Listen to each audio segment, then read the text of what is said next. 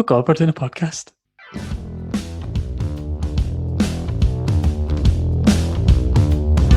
What is it now, Karen? Episode 13. Welcome back to the What Is It Now, Karen podcast. If you're new here, my name's Beth, and my friend Joe and I chat about what's happening in the news and social media and just have a laugh about what the Karens have got to say about it. We shine a light on Karen culture. It's just a bit of fun. This week, however, we have a very exciting guest.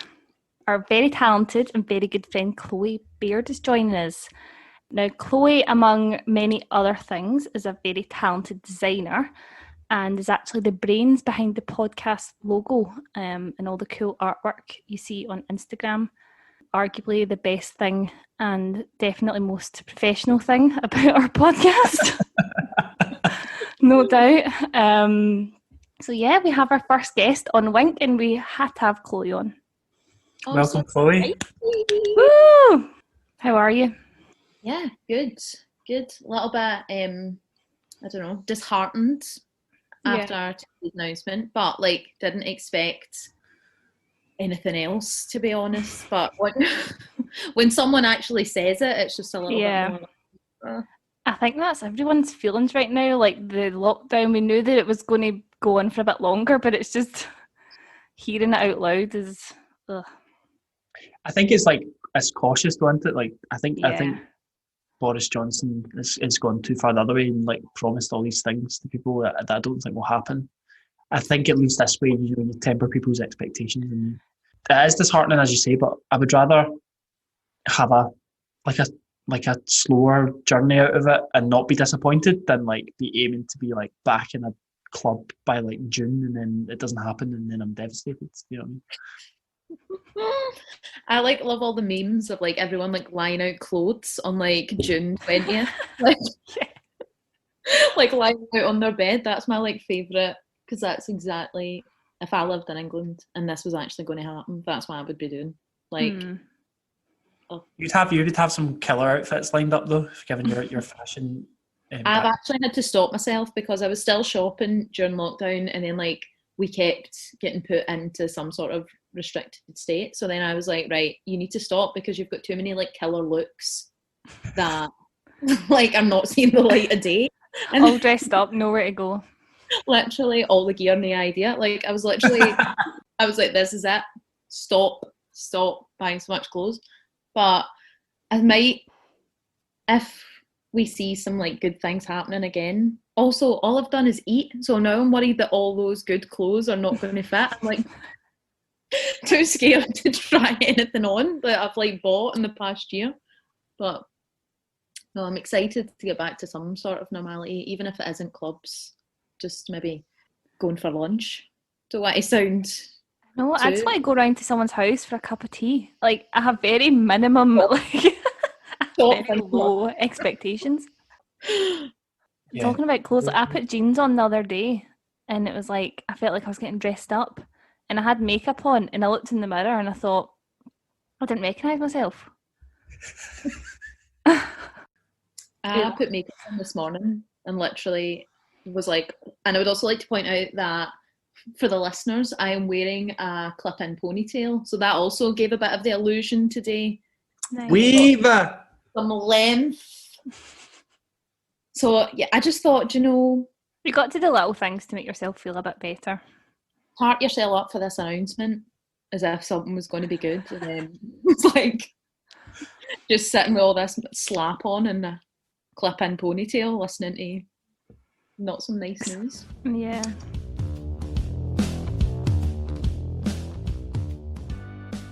So, Chloe, are you familiar with the podcast?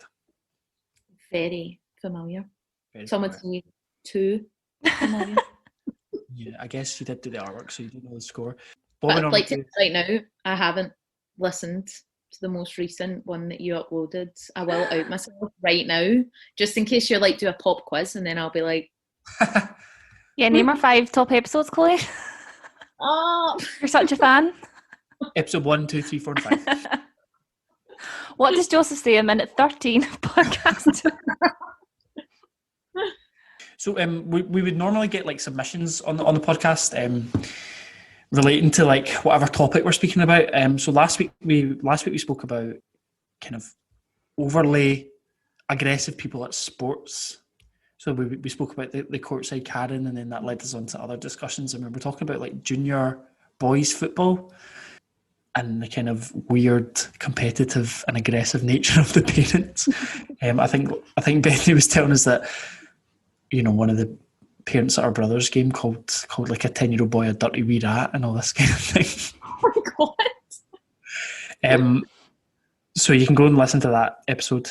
But I did get a couple of submissions from people talking about boys football. One of them was saying there was a team in our league that was notoriously dirty, and I remember their coach, who was the captain's dad, screaming to one of their players to half him in two.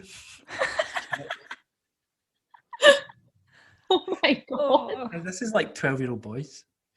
And that coach was a police officer as well. Nice. And there was another one where they were playing kind of like 9-a-side boys football in the freezing cold middle of winter, and the goalkeeper collapsed and had to be taken to hospital at half time with suspected mild hypothermia. Oh my God. Now that's not like aggression, but I mean that's like, come on. Surely it can't be that. Just call the game off. It can't be that serious. Well, no, when I used to be, I mean, not the same level because it's an individual sport, but when I was a competitive swimmer, I remember we turned up to do training and the heating had broke, so the pool was absolutely freezing, and they made us like go in and do it anyway. And like my lips were blue, like my skin was not the right colour.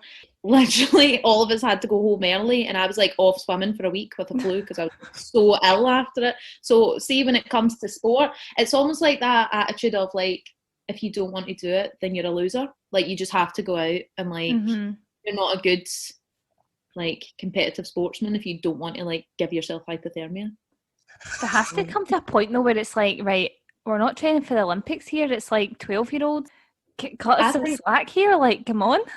Sure. Especially like parents, they don't realise that. Like I think the kids know themselves that they're not going anywhere. Like I knew that it was like it was never in the cards for me, but definitely other people's parents would always be like really, really aggressive. It's really sad, I think. Like we spoke about it last week, it's just these kind of really like sad old men usually that are like living vicariously through their younger, fitter like children, and it's a bit sad. But like that, the adults there need to be like the moderators. Do you know what I mean? Like they shouldn't be getting involved in like playground taunts. Do you know what I mean? You're 30, 40 years old. Like get a grip.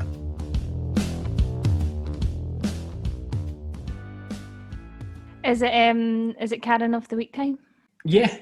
I've waited so long for this moment. It's Karen of the week time. Joseph made me take that bit out. It's so sad. Yeah, I don't like it. So, obviously we know that it's really important to wear a mask and things, distance and all that jazz. So, I think there's been a lot of debate on and off about whether, you know, they should be compulsory, especially when you're in a place like a supermarket. So, there was a tweet from an account called Big Brother Watch. I'm not sure what that account is. It's got a tick, so it must be some kind of, I don't know, organisation. And they'd put up a wee video of Morrison's workers, you know, supposedly harassing a shopper because they weren't wearing a mask. And they've said a supermarket is forcing those exempt from wearing masks, primarily disabled people, to wear yellow stickers. After this man politely refused, shop staff called the police and recorded him. Morrison's, will you apologise and stop this discrimination? Disabled people should not be harassed, asked to show their papers or forced to wear a sticker. We recently joined other organisations to warn about discrimination against disabled people around the mask crackdown. So, a lot of furore about that, certainly in the replies, which I'm sure we'll get on to. My favourite, I don't know if favourite's the right word, but I was absolutely stunned by one reply in particular, and it was a common theme. Somebody had replied with an image attached, and they said, "Here's a cloth version of your sticker, Morrison's. Amazed you're not selling them." And it was a photo of a yellow Star of David with the words "No Vax" embroidered on it. So I think that's obviously, heavily hinting to the yellow stars that the Nazis made Jewish people wear during the Holocaust in World War II. I just thought that was so ridiculously out of proportion. A reach. It was a reach. A reach. A reach. There were a lot of replies like that, like, "Oh, they shouldn't, we've reached the yellow badges stages of tyranny," and, "Oh, they should have thought about the colour, blah, blah, blah." I was like, guys, it's Morrison's. Their whole thing is yellow. Like, their branding is yellow. That's why it's yellow stickers. If we're going to talk about personal branding, but what I will say is, do we think that disabled people need to have a sticker on? No. No, I don't think they need to have a sticker on. But I think where the shop was coming from was that, like, if you put a sticker on, nobody's going to come up and harass you to be like, put a mask on because we know that you're exempt. Do you know what I mean? I think that was the thinking around it, surely. But I don't think it's anyone's place to police people on mask or mask exemption. To me, it was like classic. I don't know if I should out myself right now on the podcast that I am a disabled woman, just so that they know that I've got context here. But this is something that disabled people experience all the time, where you have to prove to people that you are disabled, or you are in fact entitled to whatever, be that PIP, be that to go to the supermarket. So for me, when I read it, I was like, it's actually nobody's business why I've got a mask on or not. And I don't need to prove to anyone by wearing a Morrison sticker that I don't need to wear a mask. And I know that there's people that take the piss. I know that not everybody is. Some people are doing it because they just want to be difficult. But I'd like to think the majority of people that aren't wearing a mask are people that genuinely have reason not to. For me, it was just very, I don't know, I don't want to use the word triggering, but it is very yet again, disabled people are no, please listen to me. I'm exempt. It's actually nobody's business whether or not, and you shouldn't be phoning the police on disabled folk because they don't want to wear a mask. If they've got a reason not to, then no, exactly. I think to me it was just such an extreme reaction, but I feel like masks, the whole mask thing does that to people. It's I don't think being told to wear a mask is an infringement against my civil liberties, but I don't know, it just feels like it's a very inflammatory topic. But I don't agree with making people wear. I actually am on side with this kind of, it is very yellow Star of David being forced to wear, and it's not the fact that it's the colour yellow, it's the fact that there's I don't really agree with those sunyard lanyards, sunflower lanyards. I don't think they're necessary either. You mean perhaps? Oh, that's fine. Girl. So there's no reason why I can't wear a mask, but I do have one of these, and it's one for "Please give me space," it says on it. But it's just more again, I got one and then I thought about it and I was like, do you know what? Actually, you should just be giving me space because I'm another human being. It shouldn't be because I'm particularly disabled or whatever. But I do agree that it is very, once you start putting stickers on people, it's very us and them, which I think has been a common theme throughout the whole pandemic with either disabled people or vulnerable people. It's very the fit and healthy, and then everybody else is holding us back. But that's not disabled people's fault. That's the language that gets used around the situation. I remember at the beginning, it was it only affects the vulnerable, and that word only. Mm-hmm. Because this is lies. It's lies. Yeah. And even if it did only affect the vulnerable, then are those vulnerable people's lives worth less than non-vulnerable people? Am I not worth it or something? Because trust me, I am. But it's not the only reason for staying indoors. Like the NHS, how would they cope if we all just were like, it's fine, leave the disabled ones indoors? Like, how are they going to? I'd like to find out how they're doing. It's just like, this is a real bugbear for me, honest to God. A lot of justification around, you know, I see it a lot on social media, like for lifting lockdown. It's like, well, it's, you know, it's more severe in people who are elderly, it's more severe in people who are immunosuppressed, so why don't they just isolate and the rest of us can get on with life as normal? I'm like, well, that's not, you know, it's not exactly a kind of all in this together spirit, is it? And also that, as you say, it does make, it puts that, it categorises people into like, you know, quote unquote, the healthy and the unhealthy. Like, if they get it, it's going to be worse for them. I'll get it, it'll be like a bad cold. These people are dispensable. You know, that's the kind of vibe that it creates, and it's just not on. I think there's an assumption that people who are elderly and in the vulnerable category but a lot of people, you know, are out, they're working in hospitals, they're teachers in schools, they're leading relatively normal lives, whatever that is. But I think there's this assumption that they're kind of, we lost souls anyway. Like like there's, you know, they've got no quality of life. But I think that does like sort of stem from like generations of portrayal of disabled people throughout media. Like before, do you know, the only reason I know that I am disabled is because I had to Google it, because I wasn't 100% sure, because there's just no enough chat about it. I was literally like, wait, am I? And it was like, well, I'm right.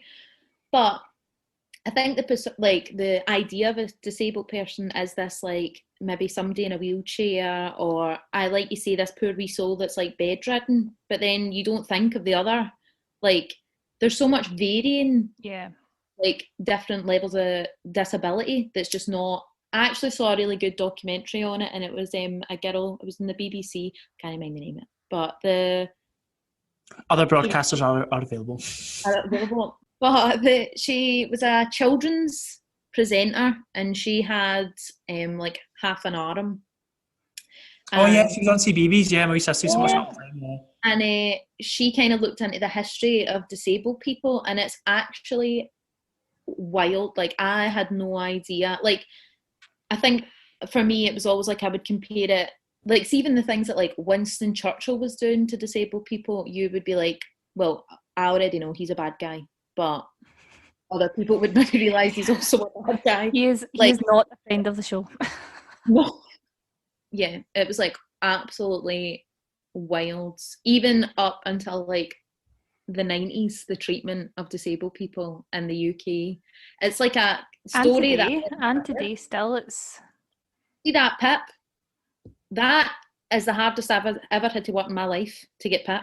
I cannot even explain to people how dehumanising that experience is for a disabled person. It is, I can't even say it. It's so like... But I'm sure you're the yellow sticker in Morrison's, does that not make it all worthwhile and all?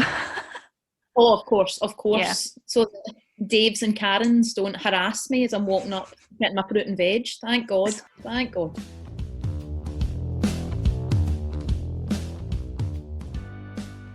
So if I could play devil's advocate for a hot minute, just to stoke the conversation, guys. I'm not. We know that I don't like Morrison's. Okay, we've already been over this in another episode. Morrison's to me is, you know, the worst shopping experience you could ever ask for. It's like purgatory on earth. It's a terrible place to be. The question is, do you like disabled rights or no? Well, of course I do. Okay, carry on there with your devil's advocate. So, to be controversial, do you think it's coming from a good place? You think they're maybe trying to protect everybody in the shop, including people with disabilities and other things that make them more susceptible? Are they trying to kind of... It's never, you know, as Joe Frost would say, not acceptable to ask people to prove that they're ill or prove that they've got a disability. I really don't agree with that at all. But are they trying to like root out the people who are, you know, quite frankly taking the piss or like taking advantage and like just don't want to wear a mask because they don't want to, by like saying, well, where's your proof? And then obviously that's got the unintended like side effect of like forcing disabled people again into the old trope of like, well, prove it, like how disabled are you, how ill are you, all that kind of stuff. Do you think it comes from a good place, or do you think it's just short-sighted ignorance? I think it's uneducation. I think there's not enough about the experience of a disabled person like in the UK, and I think they think they're doing a good thing. But like, to quote a Karen, like, why should we have to change what we are doing for the rest? To me, it's just like, it just triggers like so much in a disabled person having to prove yet again that we are ill, or we qualify to walk about a supermarket with a mask on. Like, and don't get me wrong, I love a mask. I'm reading this now, double a mask, triple a mask, I'll put as many on as you want. But I feel like you really would kind of like have like a mask like moment. Do you know what I mean? Like a really nice mask. Masks are a friend of the podcast, so we stand masks. We stand masks. No, I saw some really nice masks, and they were like pink, and then they had these like I don't know, beads dripping from them, and I was like, oh, that could be a look like for something. But hopefully by my birthday I might not need to wear. Well, we probably will. I don't know where I'm getting these facts. But see, for me, it's like they've created a problem that wasn't there, because there was already, so whether it was well intentioned or not, there was already the sunflower lanyard, which is quite a recognised thing now, I think, and that's, you know, you could choose to wear that or you could choose to not. So that's already, why are you then having to do a yellow sticker? You know, I don't understand why that's when there is already the exemption card that you can get, the sunflower with the sunflower on it. I think it maybe comes from a place of like, I think there's maybe been some, I don't know the ins and outs of the legislation. I'm not a lawyer. I ain't a lawyer. But it's like, I think maybe there's been an onus put on supermarkets and shops and things to kind of enforce this semi-law, like, is it a law? Is it just a rule? Like, what is it? So I think they don't want to then be seen to not uphold government instruction, but by, you know, at the same time, like, company policy of Morrison's doesn't like overrule your civil liberties. But then again, I am also like, I hate that argument of like, if people are out and about being like, I'm not wearing a mask, it's against my civil liberties. I'm like, well, just don't be get a grip. Don't be just wear Grow a mask. up. Exactly. But I think in this situation where you're like making, you know, an already vulnerable category, you know, either physically or, you know, psychologically, like go through the rigmarole of proving themselves worthy or unworthy of their rules, and that's just like not a good road to start down. Yeah, I even think, you know, even if you're just an anti-masker or whatever and you don't want to wear a mask, as much as I don't agree with that stance, I just still think you're kind of entering tricky territory when you're starting to kind of police people to wear masks and asking them to prove, you know, whether they can or can't wear them. I just think it's makes me feel a bit uneasy. And how can you prove it? This is what I want to know. Yeah, because you can order like the sunflower lanyard online, and I could just go into Morrison's, like, I forgot my mask. Oh yeah, I'll wear the yellow sticker. So it just seems all a bit pointless.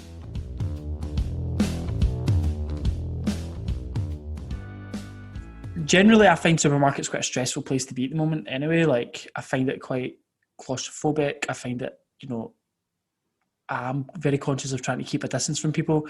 I do find myself getting very pissed off at people that come way too close to me.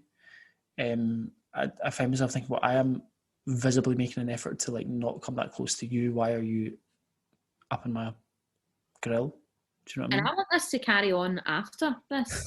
If I don't know you, don't come near me. Like, I like back away from me. Like, this is the one good thing that's came out of lockdown. I've actually taken to like whenever I'm in Lidl, number one supermarket by the way, like standing with my like in the queue for the checkout, I'll stand with my basket, like the trolley baskets. I'll stand with it behind me, like at full straight stretch, so that nobody can come within 2 meters of me, and I'll be 2 meters behind the person in front of me. I haven't been in a supermarket for ages, and the last time I was in one, I was just traumatized. I've not been back. This woman, so it was in a queue again, came and stood directly behind me. She wasn't wearing a mask. What you got to say about she never had a yellow sticker on, so I didn't know if she was exempt or not. But she was breathing so heavily. I could feel her breath on the back of my neck. Oh God. And I'm sort of sitting there and I'm like, I'm angry, I'm nervous, like I'm emotional because I can feel her breathing like on my neck. And I'm like, I need to say something. I need to get out here. Like, but I was like frozen. I wanted to unleash my inner Karen and be like, 2 meters. But I just was like frozen. And thankfully I was then like called to the checkout. But I think I was really, really close to unleashing like a full-on Karen and like 2 meters. But you would have been within your rights. Like asking her to stand 2 meters back is like a compromise between her not wearing a mask and you having your own personal space. You know what I mean? Yeah, the not wearing a mask thing was just that I could then feel her breathing on my neck. She was that close. I must admit, I do find myself getting like, I do like catch myself giving people dirty looks on wearing masks, but I do need to remember that sometimes. I was in St Andrews during the summer when you were allowed to travel, right? I've no travelled recently. Are you sure? I swear. Exposed. Breaking. No, and 2 girls were in front of me. They got out of this car and they were like chatting the whole way up about how they were going to like a pal's house and everything like that. They was like in the queue for Janetta's ice cream. They got to the front of the queue and the guy was like, oh, you need to put a mask on. And she was like, oh, we've got asthma. And I won't lie, I was like, but do you? What's the chances that the 2 yous are both asthma, right? But maybe they did. And I had to check my own like internal ableism, even though I know. But I think it's always just err on the side of caution. I think the pandemic brings out the worst in everyone, and that we're all fed up, we're all scunnered. So if you're seeing someone maybe without a mask, you're kind of thinking, it's maybe a natural reaction because it is kind of we're told that how masks kind of stop the spread and things like that. But yeah, I think if we're just a little bit, rather than assuming the worst, I think even just for yourself as well, because it's not good for you. Assuming the worst in everyone. No, my blood pressure would thank me if I just... Yeah, if you just chilled it a bit more. Stay in my own lane, as they say, and just worried about what I'm doing. I think that's exactly it, worrying about what you're doing and you're trying your best to, protect yourself and protect others, then I think, there's a lot of curtain twitching going on. I think everyone just needs to, stay in their own lane and mind their own business.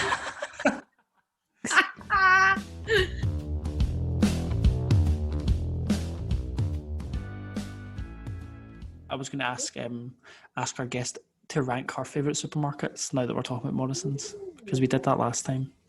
Okay. Morrison's obviously might rank quite poorly this week, given I feel. Am I going to get cancelled now? Because I think Morrison's was like number 5 on my list because of the salad bar. Here it was. So you've got a lot to answer for, Bethany. And I said the salad bar pre-pandemic. I wouldn't go to a salad bar in the pandemic. No, I was agreeing with you in that episode because I used to get the pasta salad bar thing as well, and I loved it. But now the disabled woman in me doesn't want to put them as high up. So what's the best?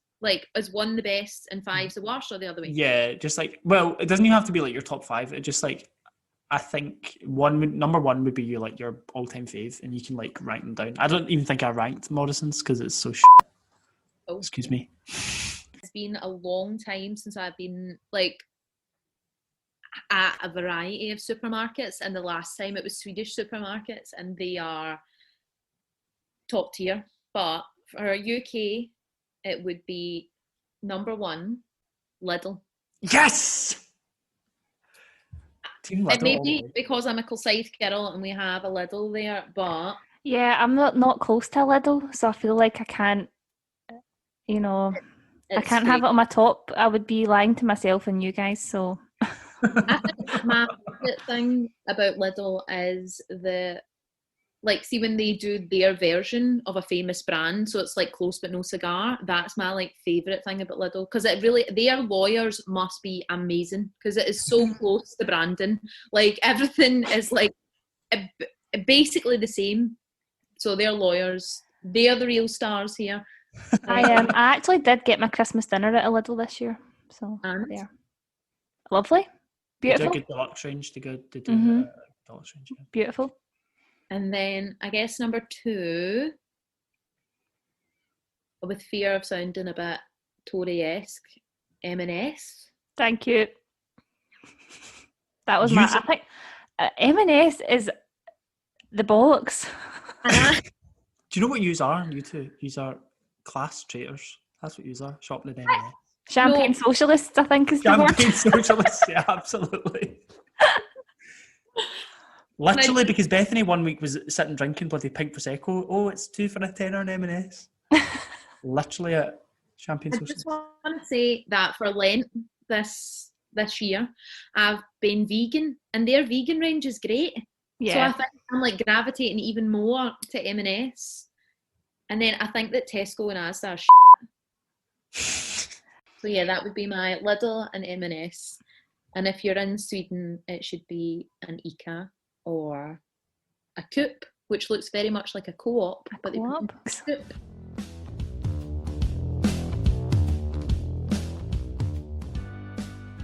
Well, while we've got you on the podcast, Claire, I wanted to hear your take on this.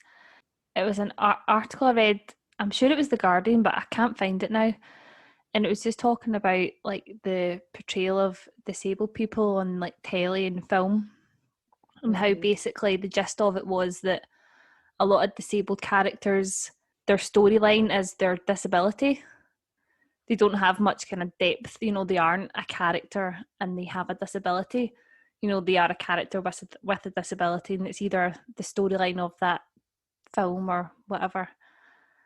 But one thing that really kind of interested me was that they were saying, you know, because there's a lot of chat just now about, you know, do disabled actors play disabled characters? Do gay actors play gay characters, that sort of thing? And what this article was saying is that it's not, well, that what this author said was that it wasn't that important. What's more important is that the story is accurate, and that so just because you have a disabled actor, but you know, you might not have any disabled writers or producers or any kind of involvement on that side of things. So just because you have a disabled actor, you know, their portrayal could still be totally wrong because the storyline or, you know, the way it's edited or produced, it's not got that same, you know, it's still not accurate, like, if you know what I mean. Yeah. Kinda like agree with that. Like I think there's no point if you're going to get, say, a disabled actor in who hasn't got a chance to speak about the role. But if you had, even, it doesn't have to be like just a solely disabled team of writers, but even if you just had one on the team who could, because I agree with that sentiment that a lot of the time in film or TV, when a character's disabled, that's it, that's their whole life, or they're either sad and disabled or scary. There is like no in between. Like all that is it, right? Scary Spice. Yeah, I am Scary Spice, but like, or their story is them like overcoming some, you know, but their story is them overcoming their disability. It's not, a lot of them is like the able-bodied saviour story. So like there was one out a few years ago, I can't mind what it was called, but it was a guy who was in a wheelchair, and then half of Game of Thrones was his like nanny, and they fell in love, right? And it was like, that was like the whole story about how she managed to fall in love with him just because he was in a wheelchair. And I was like, are you joking? Like, it shouldn't be that, like, oh my God, round of applause. I was like, what? That has got nothing to do with it. He is like a person, like, that actor was not disabled, but the character has this whole other life and is separate from the wheelchair, but I completely agree with that article that it's never shown. And I think even in life, like when a disabled person becomes disabled, that does sort of like consume who they are. It's always, for example, when I meet anybody, the first thing they always ask me is, how you keeping, hen? And I know it's in a good place, or like, how's the joints? But sometimes it's like, I don't want to talk about that today. That's not, like, every day I'll wake up in some sort of pain, and it's not just all I want to talk about all day is this. I've got a separate life from arthritis or whatever disability it may be. So I think it would help to have people behind the scenes who can help. Like, I know they have things like I don't know what they're called, like diversity writers. I don't know. Yeah, or there's even kind of like, they can consult with like different like charities or teams and stuff like that. Yeah. Have you seen the film that Sia's bringing out? I thought that's what your article was going to be. I think that might have been what it was referencing. Yeah. Yeah, I've heard the furore about that, but I don't actually know what the script is. Is she just cast somebody with? So she cast like an able-bodied dancer / actor who she was worked with all her music videos. So that was her reasoning behind it, as a non-verbal autistic person, but very severe, I would say. And like the acting in it is it was like, I don't know, it was like a struggle to watch the music video. And I think because you knew she was putting it on, like, I don't know what the take would be on somebody who's from like maybe like a background with autism, what they would have to say about it. But for me anyway, I was like, this is inappropriate on too many levels to have got this far. And there was an interview with Sia where someone was talking about non-verbal autistic people, and the interviewer said, I mean, they may as well be an inanimate object like a wig in a room, and Sia agreed. Well, yeah, we can. She's not a friend of this podcast now. But like, that's like, if you think about like Little Britain used to have characters like that, and like you used to, like a lot of things we talk about on WIINK, it's like you could have got away with it 10, 15, 20 years ago, but not anymore. Like, people are wising up to it. I sat and tried to watch Little Britain a few years ago at uni. I was like, this is not even funny. It's just like really cringy. It wasn't even like, I wasn't even like being sanctimonious and righteous about it, being like, that's a disgrace. I was just like, this is just difficult to watch. Like, I just know in my heart of hearts that that's just wrong. I've never seen a single episode of Little Britain. Just try to out myself here. Maybe I've always been righteous. You were woke before it woke. I don't know what I say, but I've never ever watched it. I just was like, do you know what? I can always remember. I can remember parts of it, but I don't think I wasn't ever, a fan of anything. Not because I watched it and thought that it was bad. I just can't really remember.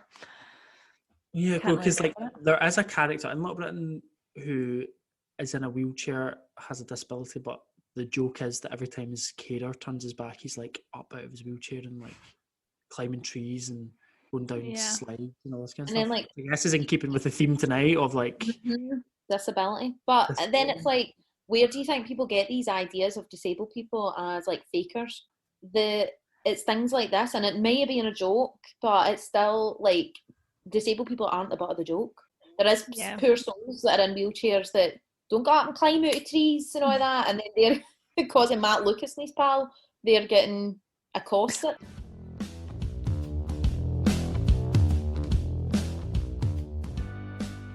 I wanted to quickly ask you, Chloe, or to briefly talk about, if you want to talk about it, as like an artist and a designer, how things have maybe, or how your kind of craft and things has changed for you over the last couple of years. I remember stuff from you in the past that was really cool, and I remember one thing you did was like a shirt or like a jacket or something that had like magnetic buttons, and I just like, for people with mobility or joint issues, and I just wanted to ask what your experience of that industry, because it's such a manual, or it can be such a manual job, like what is that like?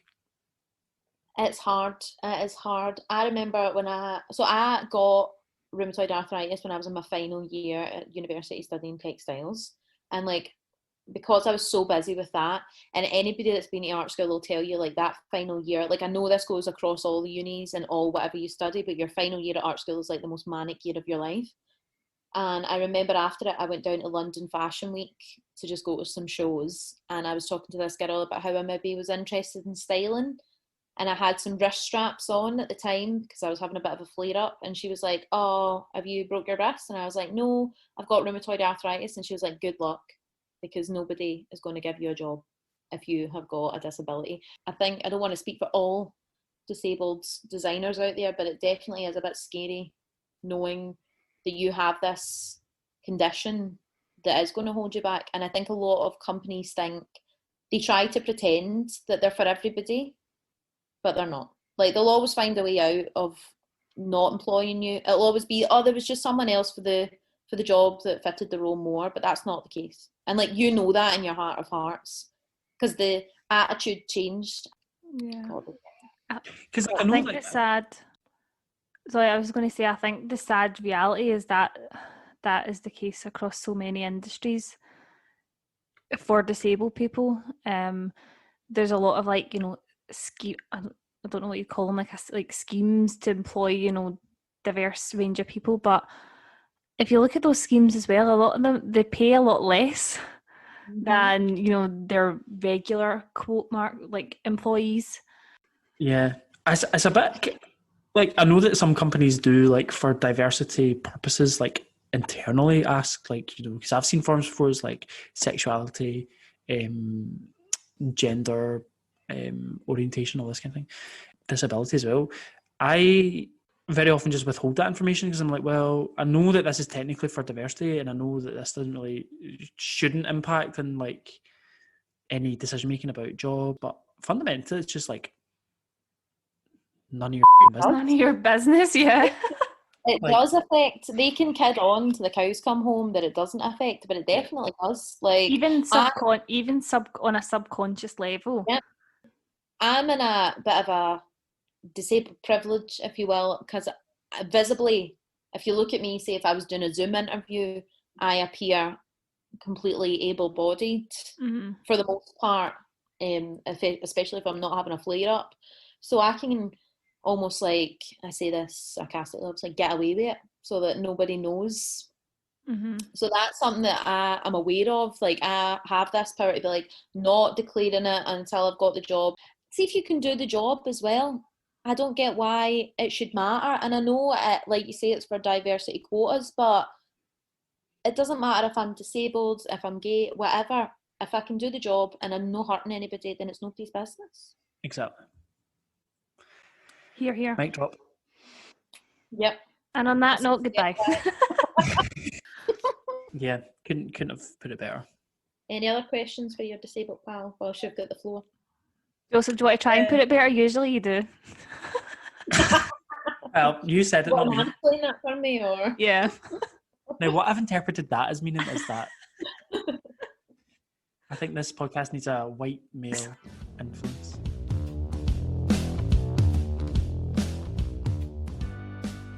No, that was really interesting. Thanks for talking so openly about it. Does that wrap us up? I think so, yeah. Thank you guys for having me. It's been an absolute pleasure. Thank you for coming on. Our inaugural guest on the What Is It Now Karen podcast. Can't believe this. The one and only. The one and only. We are very selective. We are very selective about who we invite on the podcast.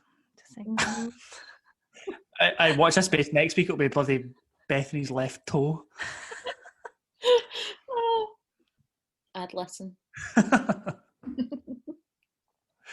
No, it's been a pleasure. Thanks for coming on and speaking to us. Thanks for humouring us in our quest for viral fame with the podcast. If you enjoyed listening to us, you can listen to us on Spotify, iTunes, YouTube, Acast, whatever you normally get your podcast from. You can email us with any submissions or any Karenisms or any funny stories. We're not fussy. You can send them into whatisitnowkaren@gmail.com. And we're on Instagram. That's where we do most of our posting and socialising. So that's What Is It Now Karen. and you can message us there as well.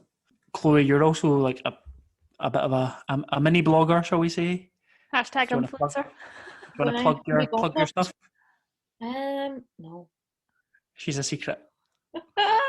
No, if you want to follow me to listen to me rant about disability, etc., it's at @hi_Baird.